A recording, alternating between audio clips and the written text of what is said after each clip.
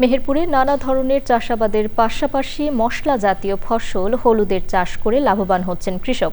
বাণিজ্যিকভাবে অনাবাদি পতিত ও ছায়াযুক্ত জমিতে হলুদের চাষ দিন দিন বৃদ্ধি পাচ্ছে। মেহেরপুর প্রতিনিধি গোলাম মুস্তাফার রিপোর্ট।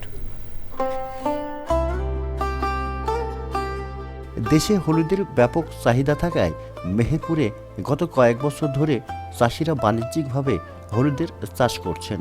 চাষিরা জমির উত্তম ব্যবহার নিশ্চিত করতে কৃষি অফিসের উদ্যোগে পরিত্যক্ত অনাবাদি বা পরিত্যক্ত ও বিভিন্ন ফলবাগানে হলুদের চাষ করছেন।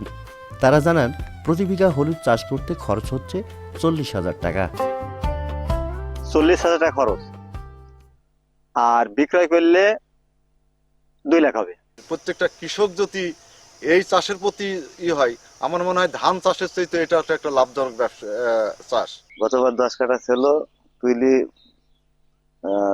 সেদ্ধ করি শুকনা করি 70-72 হাজার হয়েছিল।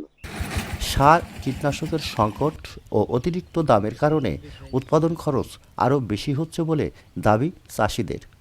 এমন পরিমাণে দাম, মানে 50 টাকার সার 150 টাকা, বা 40 টাকার বীজ 120 টাকা। এই বছর 1.5 লাখ টাকা হবে, আগামী আমি বিঘে লাগাবো, 4 বিঘে লাগাবো, নিরান্তর খরচ।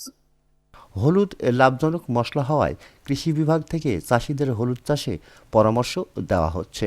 কৃষি কর্মকর্তা যারা আছেন তারা কিন্তু যেহেতু আমাদের পরিবারগুলো অনুপরিবার হয়ে যাচ্ছে, ছোট পরিবার হয়ে যাচ্ছে, সেখানে তাদেরকে কিন্তু পারিবারিকভাবে এই হলুদের চাষ, মশলা জাতীয় ফসলের চাষে কিন্তু তারা উদ্বুদ্ধ করছে এবং পরামর্শ প্রদান করছে।